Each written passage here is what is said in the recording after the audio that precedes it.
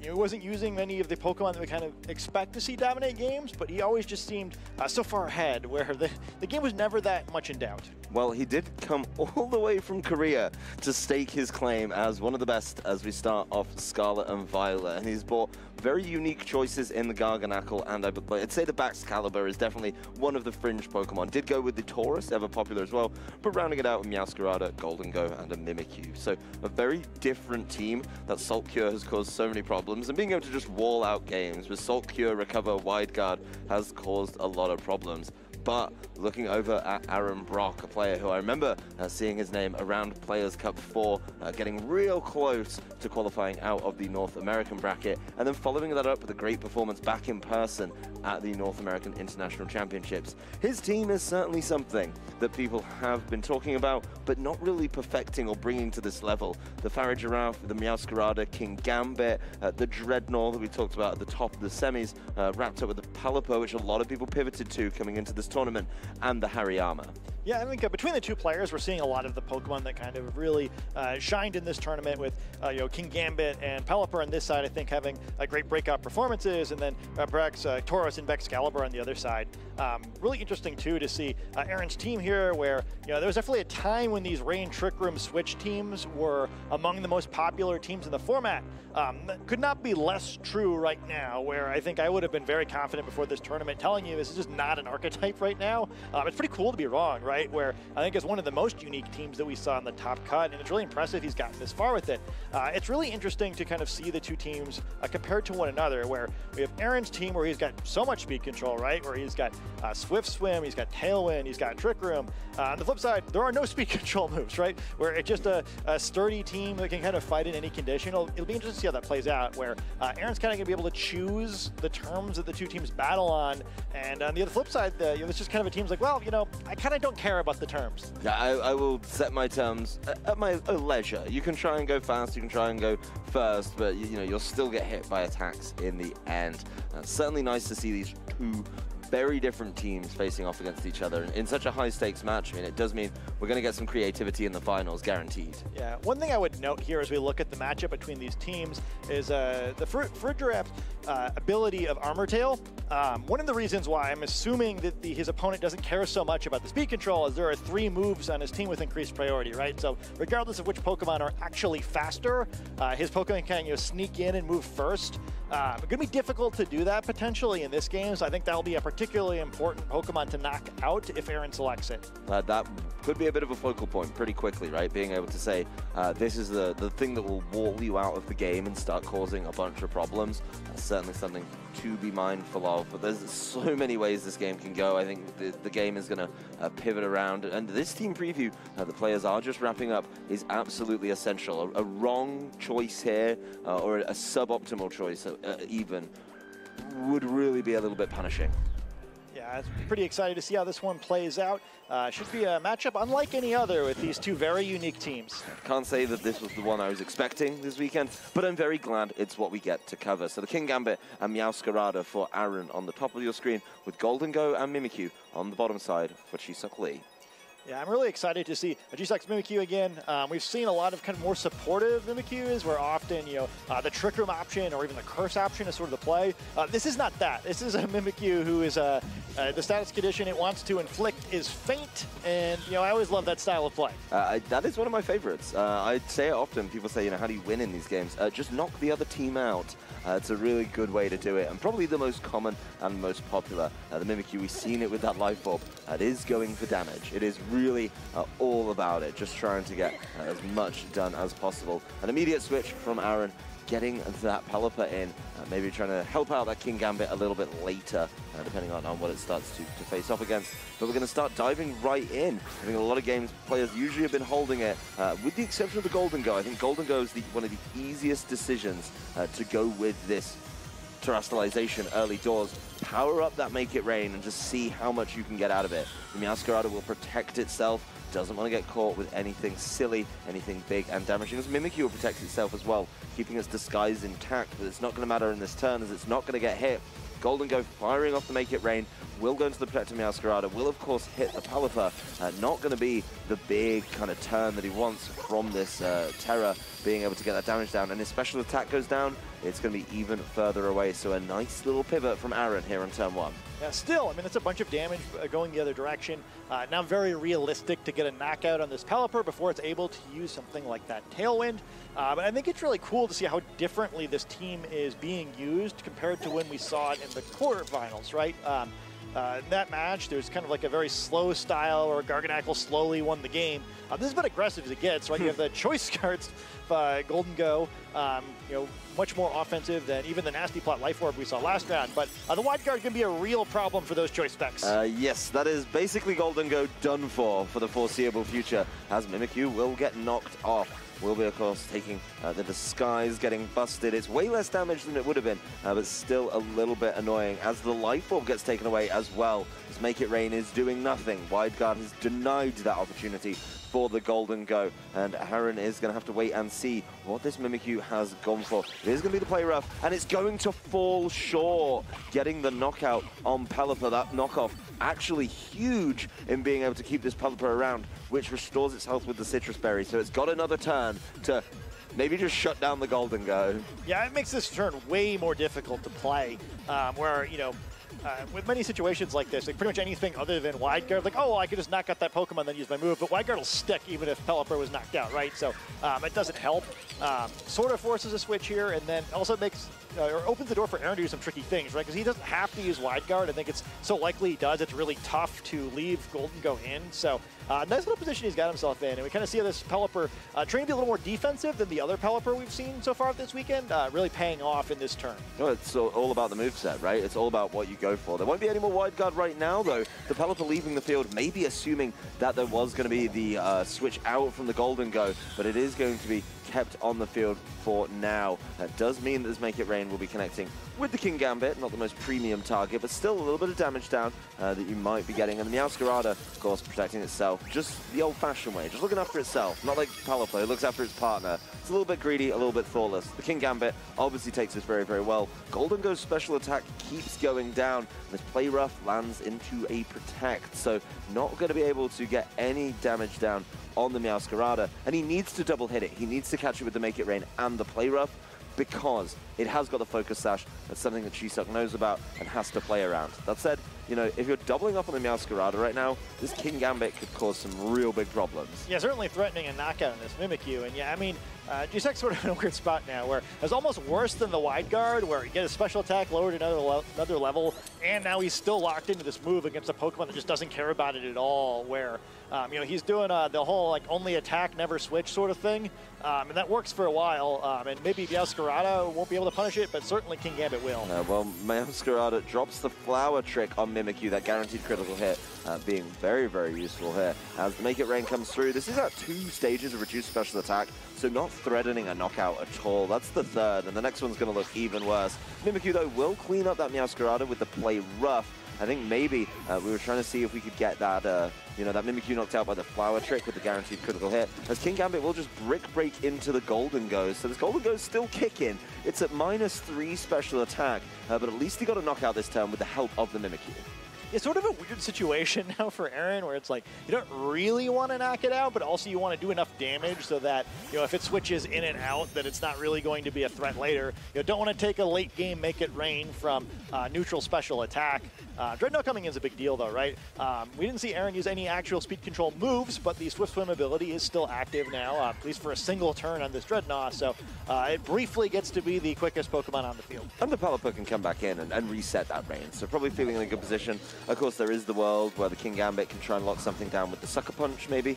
Something like the Mimikyu being able to just deal that tiny little bit of damage. But there is a way around it that I find very interesting. Mimikyu is going to Shadow Sneak, so getting away from that Swift Swim, making sure it doesn't get caught. King Gambit will Sucker Punch, but because the Mimikyu's already attacked, it's not able to connect that. As said, Dreadnaught's not worried about it, is going to land that Liquidation and knock out that Golden Go. So the Dreadnought feeling pretty good here about its first appearance on the board, as, you know, it was at -3 special attack, but don't even let it get that damage down and fish potentially for one of those critical hits. The rain will stop, but Pelipper is still in the back for Aaron Brok.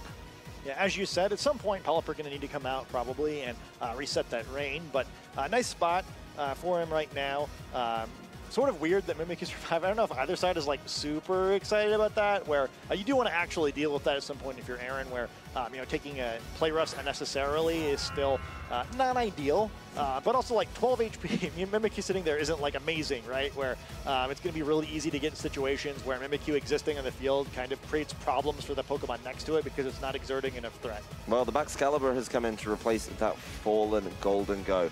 Baxcalibur, we know, can be quite problematic if you let it just run away with games. It's been something that I think a number of players who have really honed in and spent the time on have been getting a lot of success with. And I do like it. I will say it's certainly something I think a number more players are going to be looking at in the coming tournaments. But let's focus on the now. Let's focus on this semi-final and see what can be done. You know, Jiseok probably wants to clear up the Mimikyu, but definitely deal with his Dreadnought before it gets the rain back. Yeah, well, it's going to be tough to do that. We can see the switch here, and I'll be interested to see how the players played this out. Jiseok's going to have to deal with Baxcalibur's natural typing. Can't change it this time, so a lot of weaknesses. Well, Baxcalibur not feeling great right now, going for the Protect, knowing it's facing down some tough situations. As Play Rough will go into the Pelipper, and I think if you're Aaron, that's actually pretty nice. You get to come right back to the Dreadnought mode. Of course, we get to take a look at what Kingambit has gone for. It is going to be the Iron Head, but it's going into the Baxcalibur, so a well-timed Protect right there. The big thing for me is, you know, how much work can this Dreadnought do when it comes in? There is a very low health Mimikyu. It's got a number of turns to play in the rain. And this Baxcalibur's typing is not the best, considering the two it's facing on the field. Yeah, definitely not. He does have the option of a Tauros in the back to come and intimidate these two Pokemon, which is great for Dreadnought, is significantly less great for this Kingambit, which that attack's going to go the other direction. And he's in a nice spot here, right? Where, yeah, both Pokemon are threatening super effective damage on this Baxcalibur. And yeah, it's like you kind of gain and lose equal much, right? Where intimidating this side of the field is not necessarily a great thing. He doesn't have a super clear way of dealing with well, I guess the Tauros looks really good here. Yeah, the Tauros coming in, if it can come in safely as well, is going to be big. If it doesn't get completely punished for it, the Intimidate will land on the Dreadnought. So I do think Dreadnought is actually way less of a threat. It definitely suffers with the Intimidate, but Kingambit is now certainly a concern. Mimikyu will go with the Shadow Sneak. We'll get a little bit of extra damage down on the Dreadnought, bring it just below half, and once again, avoid that Sucker Punch. This is such a great turn from Jiseok. That said, though, the Rock Slide will finish off that Mimikyu, and I think, you know, going for that Sucker Punch has taken a lot of the pressure off, as this Kingambit wasted a turn where it could have landed a big attack onto that Tauros. The Dreadnought doing no damage right there with the Rock Slide into the Tauros. Can Tauros just tidy up the game right here? Yeah, maybe. You know, it resists most of the attacks that these two Pokemon can potentially send out. However, the important thing to keep in mind here, you know, is once again terrestrialization, right? Yeah, terrestrialization can be really, really big when it comes down to Aaron's team. I mean, he's got two choices right now. You know, he's got the Dreadnought, which can become a grass type, and then he's got the Kingambit, can become a flying type. Well, when you're looking at a water type, which is the problem Pokemon you're dealing with, I know which one I'd like to go with. You know, I'm not saying I'm a top player, but I feel like there's just a better option here. Certainly seems like it. I can't say I know my Dreadnought calc super well. One would assume Terra Blast does a whole bunch here, but I mean, if not, the defensive typing switch would help the Kingambit here, who you definitely don't want to let get bonked by a close combat, but hey, you know, change types to flying, you don't really want to get bonked by ice type attacks either. That's the other big concern, is the Icicle Spears, the Ice Shards. That would be very, very painful. So it's kind of like you want to change type to deal with the Tauros and be in a better position against that. But Tauros Baxcalibur, surprisingly complimentary. It's something, I'll be honest, I didn't prep for. I mean, I guess most players did not. And that's probably why it's here in top 4, is it's going to be a protective turn. Just trying to maybe work through some of the rain and figure out where these attacks are going, as Protect lands from the Baxcalibur as well. I say lands, of course it lands, it comes through every time. Kingambit's Iron Head will go towards the Baxcalibur, so knowing that is definitely the focal point here is certainly good to know, as it's just a dull turn, I think it's fair to say. Yeah, both teams scouting things out there. I kind of like that better if I'm on Aaron's side. I think now knowing that both these Pokemon are very unlikely to protect makes this turn a lot easier for him. You know, he's kind of gotten got by a couple of Sucker Punch misses already, and I think he's kind of like one bad read away from losing or one good read away from winning. It's so close here, down to the last few Pokemon.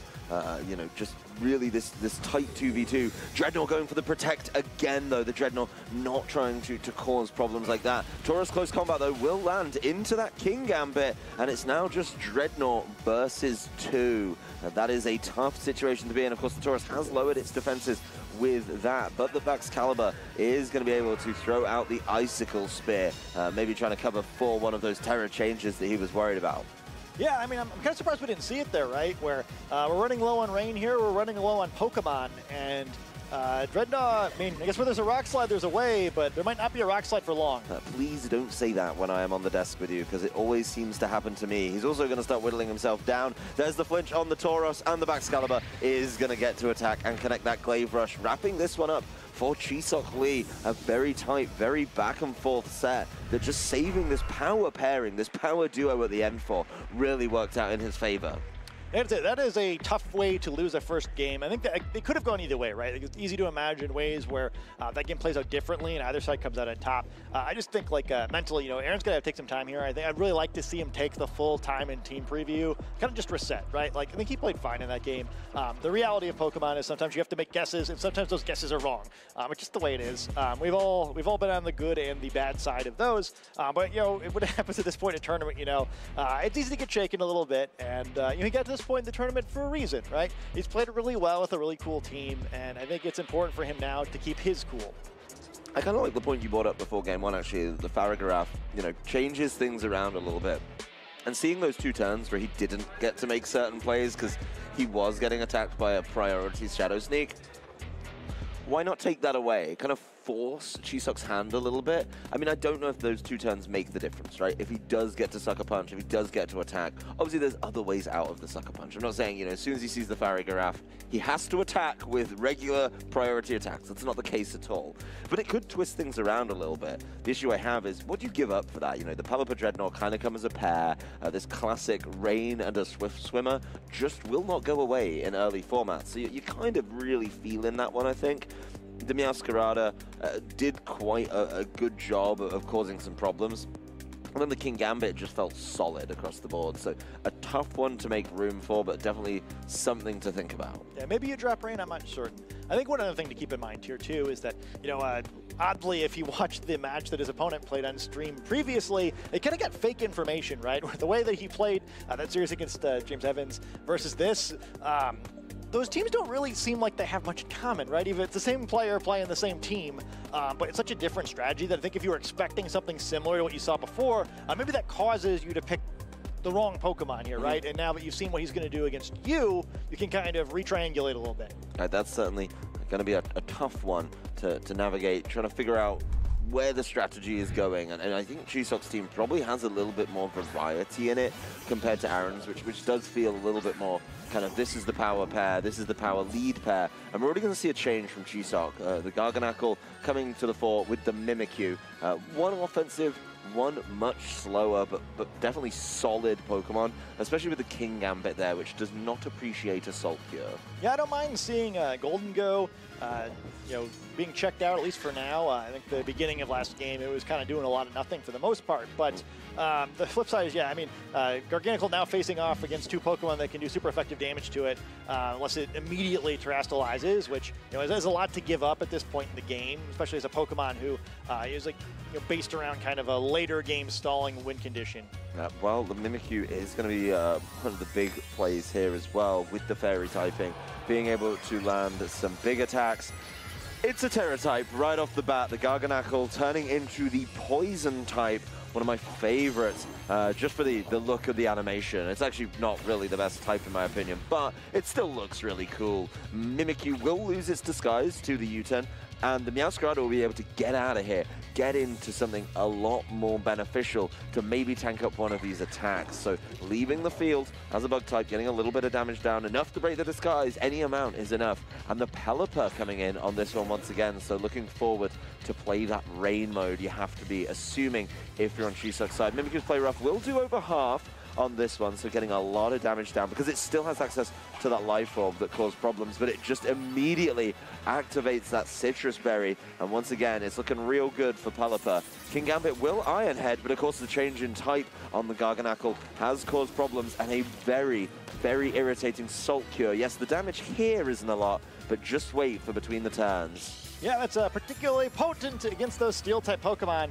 fact, nearly every Pokemon on Aaron's team takes extra damage from this Salt Cure. So, interesting adjustment where I think defensively, Garganackle probably going to have a harder time here than the last time we saw it, but offensively, it can really dish out some pressure. And you've got the Pelipper on the other side as well, which does not appreciate the type of the move, nor the damage between turns. Of course, if he does that, then he has to pivot to that hard, like, defensive style. But what do you have to deal with a poison type? I don't think that's a type people are ready to punish right now. Yeah, very few players using anything that's super effective against it. And I think we have to keep something in mind that Aaron mentioned the last time this was up here too. It's a really bad idea just to poke Garganackle and then not finish it off because it heals so easily. We saw him split attacks that turn. I think he's going to need to stop doing that if he wants to win this game. Well, Pelipper feels like it may be going down at the end of the turn, setting up something to help for the rest of the game with the Tailwind. The Kingambit will Iron Head and deal with the Mimikyu though, so that is a very easy knockout. And of course, this Kingambit needs to be getting some work done before these start to add up. The Garganackle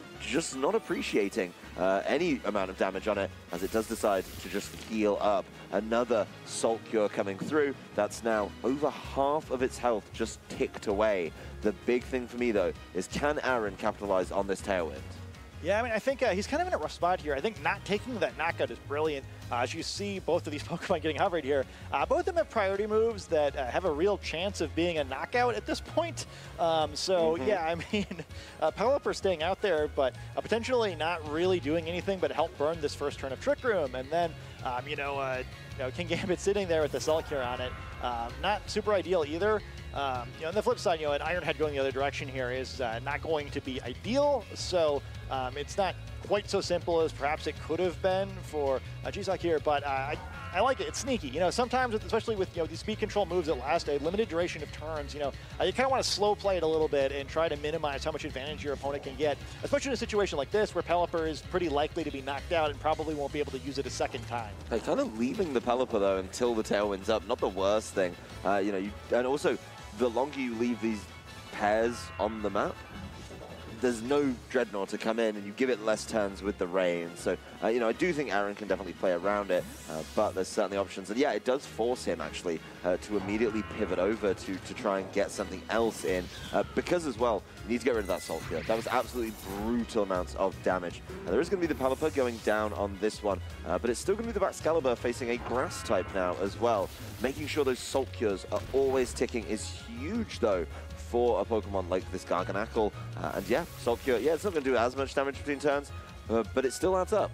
It does critically break a Focus Sash too, right? Where as Meowscarada is not going to enjoy fighting this Baxcalibur regardless of the speed control. I think it's kind of what we were talking about before the game. There are no speed control moves on this team, but sometimes you don't really need them. But this is a good pairing to get out there. If he's guessing correctly that the last Pokemon is Tauros, it's now no longer so safe just to come in and intimidate Meowscarada. I'm sure that's some of why he was choosing not to bring Tauros in previously, both to avoid that and also kind of to maintain the Intimidate. But it's kind of an awkward spot here, right? Where, Baxcalibur now in a bunch of danger. You don't want to give it up too easily. So, how do you stall out the Trick Room safely? Or Trick Room Tailwind, the fast one. Yeah, you need to go burr in this one. You need to go really fast. But he went really fast. Yeah, he goes really fast by using a priority move in Ice Shard. The Meowscarada easily felled, breaking the Focus Sash. Absolutely essential in the previous turn. The Iron Head coming through. Obviously the Poison type, not too worried about that. And another nasty little Salt Cure onto the Kingambit. It's got the end of this turn where it's going to go down below a quarter. And guess what's going to happen after that one? The big thing here as well is now that's the Pelipper gone, the Meowscarada gone. It's real easy to wait a turn for this Kingambit to get felled. Yeah, I have a really good guess what moves that these two Pokemon are going to use on the next turn. Yes, you mean the two Pokemon, well, if it was in its original typing, the Pokemon that really doesn't appreciate the Kingambit, obviously the Poison type version is feeling a lot better. The Baxcalibur, not a fan, I have heard, so certainly a tough situation. Let's see how they decide to play this one out, see if the Dreadnought can put in any work, but I don't think they'll be putting in work this turn. Yeah, I mean, it's an easy double protect here, and I feel like this is not going to end super well for the King Gambit over there. No, I know what happens at the end of the turn. I've done the math, and of course this is going to be the 4th Salt Cure, plus the little bits of chips. That is over 25% per turn, over 100% of the health gone. And it's then going to be the 3v1. I don't know if Dreadnought's going to be able to do it, especially when the rains just stopped. Yeah, going to lose that speed advantage and not really going to have any way of knocking out this Garganackle in a single blow, or probably even in a multitude of blows where, you know, applying a Salt Cure again, kind of just recovering. Even if it's just a 1v1, I think that's a pretty tough spot for this Dreadnought. No rain, no tailwind. Dreadnought on its own versus 3. I think we know how this one goes. Garganackle showing off more of its moves. Doesn't want to get caught by anything on this one. It is not going to stop the liquidation, though. Will bring it down below half. But that is not the most threatening turn at all, as, yes, it loses a bit of health to its life orb, and it just gets glaive rushed in retaliation. The Garganackle will heal up with the leftovers, and still a long way to go, and no way out for this Dreadnought. Yeah, I mean, now, you know, you'd have to somehow win this game only attacking twice, which is impossible in front of Wide Guard. Wide Guard being able to keep things safe. It does go for another liquidation, and it will not get the knockout on Garganackle. That means Baxcalibur is going to be able to wrap this one up. One more Glaive Rush.